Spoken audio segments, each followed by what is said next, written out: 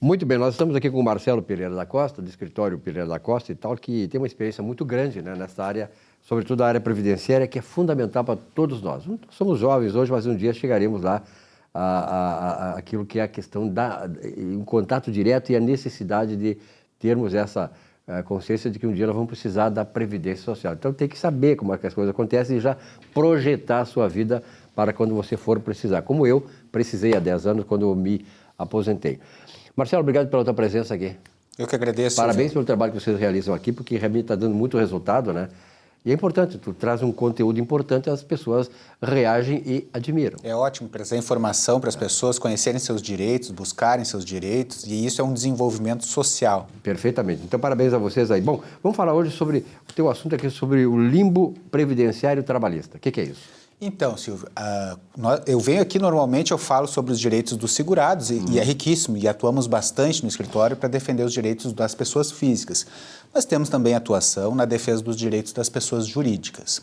O limbo previdenciário é quando o funcionário está incapacitado para o trabalho ou apresenta atestado de que está incapacitado para o trabalho, às vezes até mesmo recebe por um tempo um benefício previdenciário, e vem o médico perito da Previdência e diz que está apto para retornar ao trabalho. Chega na empresa, o médico da empresa diz não está apto. E aí a empresa fica naquela, posso readmitir ou não posso? Vou pela opinião do médico do perito do INSS ou pelo médico do trabalho, ou mesmo pelo médico particular ou do SUS que acompanha o meu funcionário? E qual é o risco?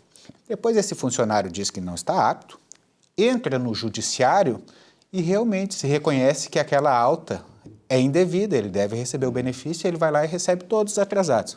Beleza, não tem problema nenhum para a empresa.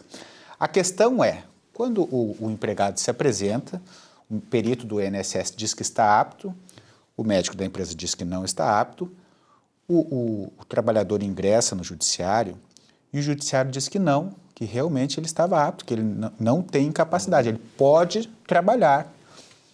E esse período todo que ele ficou sem receber salário e que não vai receber o benefício previdenciário.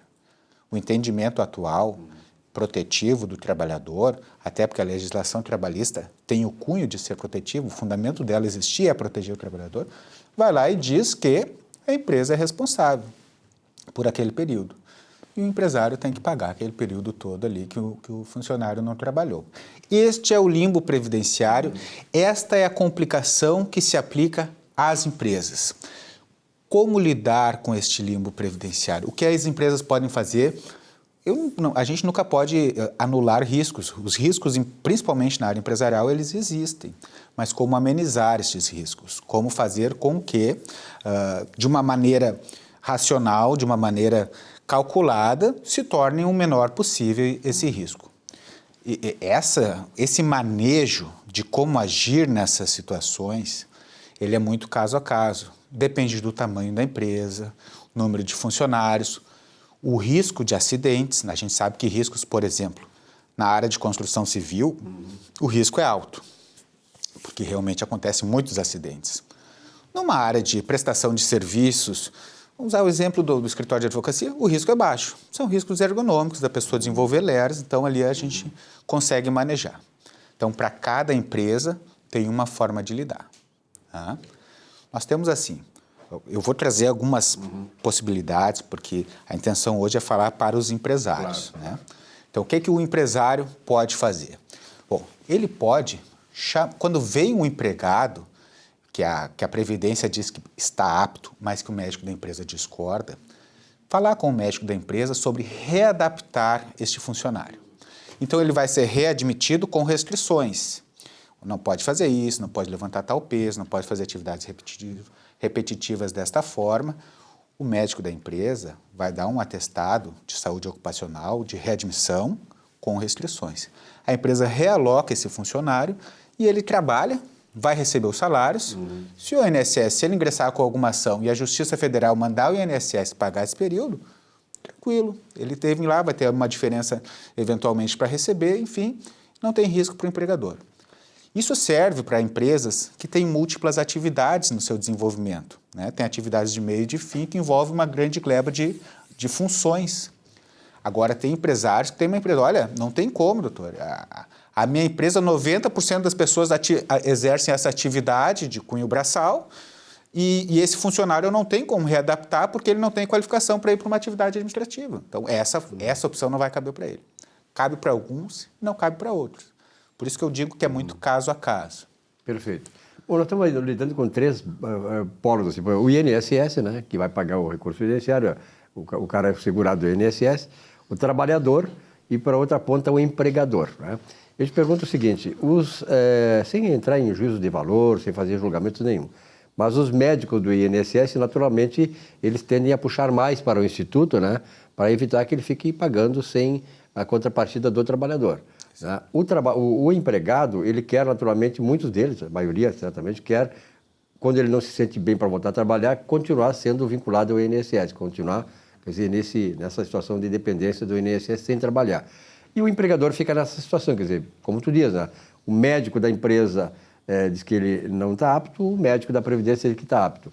Quer dizer, qual é a orientação, se é que existe, institucional do INSS para o seu corpo médico, em relação a isso? Perfeito. Olha, tu tocou no ponto X da questão, porque realmente, claro, no mundo ideal, o médico perito do INSS faria uma avaliação extremamente técnica. No mundo ideal, o funcionário que está com problema estaria preocupado apenas com a sua saúde, para ter uma plena recuperação e poder retomar suas atividades. Mas o ser humano habita esse mundo ideal e faz com que não seja tão ideal assim. Peculiaridades seja mais próximo, mas Exato. Não é o ideal. E aí vem esse ponto do perito puxar para o INSS em respondendo a tua pergunta, sabe, Silvio, existem incentivos para que... Não digo incentivos, existem punições, vamos dizer assim, para aqueles peritos que concedem muitos benefícios. Vamos dizer assim... É delicado a gente falar sobre isso, a gente ouve dizer, não estou afirmando nada, mas de que aqueles médicos eles têm meta a cumprir, a bater para não conceder benefício. Eu não estou afirmando que isso existe, são boatos que a gente escuta.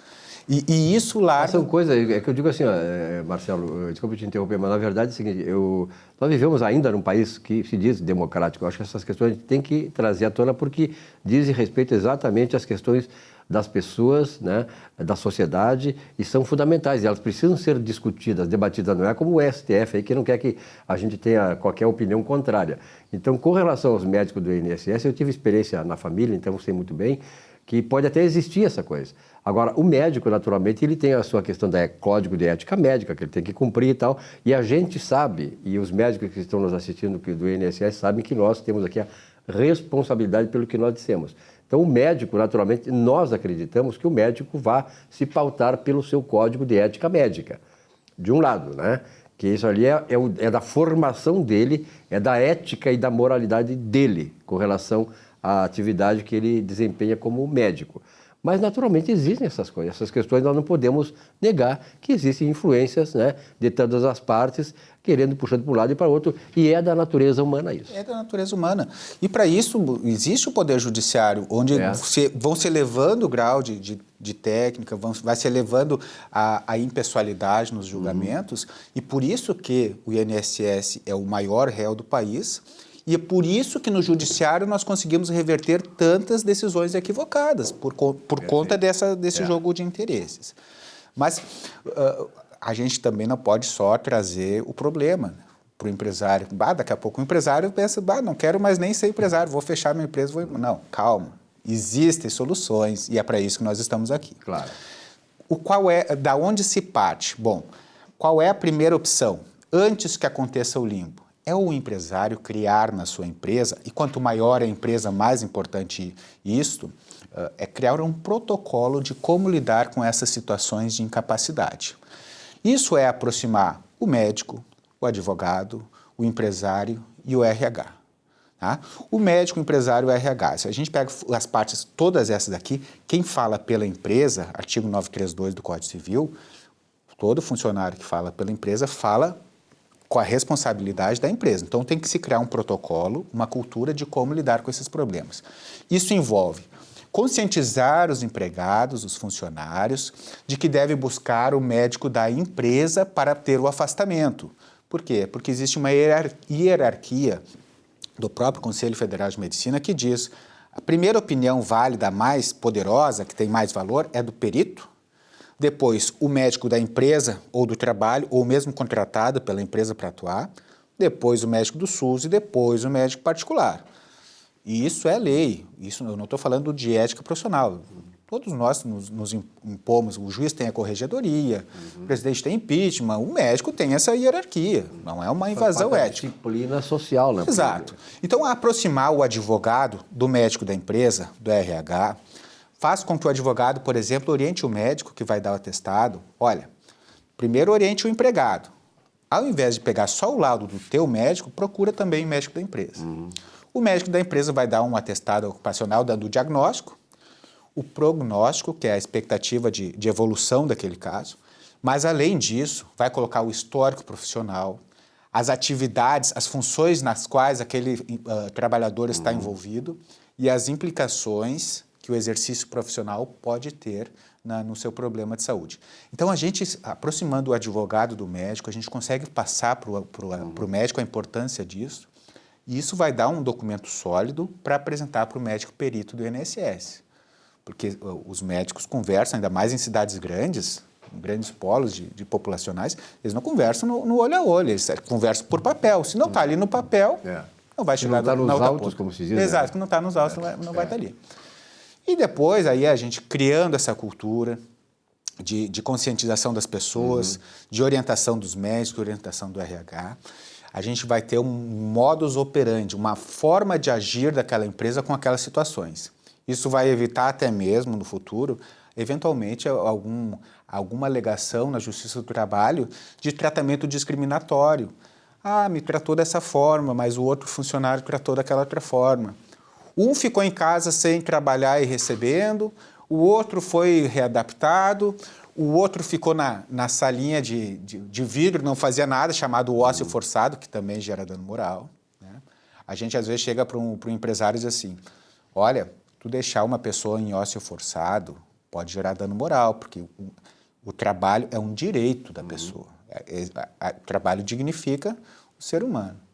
Mas o empresário pode dizer assim, olha, eu prefiro correr o risco de indenizar um dano moral, 10, 15, 20 mil, do que eu colocar essa pessoa na minha empresa trabalhando, ter um acidente de trabalho ou um agravamento do problema e o meu FAP, que é a contribuição, os empresários sabem que é o FAP, que é o fator de contribuição previdenciária, que aumenta conforme o número de acidentes de trabalho, o meu FAP vai aumentar tantos mil no ano. É melhor para mim correr o risco de pagar uma indenização baixa do que eu pagar um FAP maior.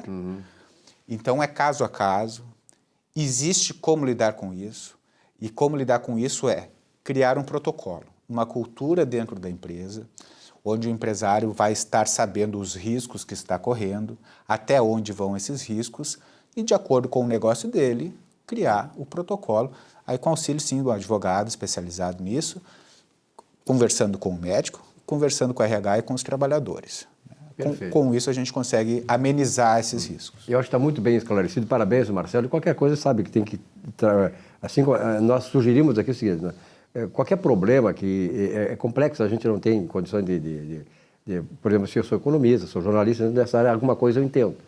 Mas de outras áreas a gente tem princípios e tal, mas tu precisa ir consultar especialista, porque ele vai te dar o caminho mais seguro e o mais reto, o mais curto para resolver essas questões. E, sobretudo, questões da Previdência Social, que sempre mudam, né, Marcelo? Está mudando lei para cá e para lá, interpretação disso, interpretação daquilo, e são muitos agentes de jogo, são muitos polos que estão, muitas vezes, contraditórios uns com os outros, e precisa, então, de uma orientação segura, como é o caso do escritório aí do Pereira da Costa. Marcelo, muito obrigado. Alguma coisa a mais para encerrar? Agradecer a oportunidade, mais uma vez, de estar aqui. Estou disponível aí para empresários, pessoas físicas que quiserem conversar sobre esse tema e agradecer mesmo. E realmente é um tema palpitante. Obrigado, um grande abraço, até. Obrigado, até a próxima. Um rápido intervalo, já voltamos aqui com o nosso Economia e Desenvolvimento. Até já.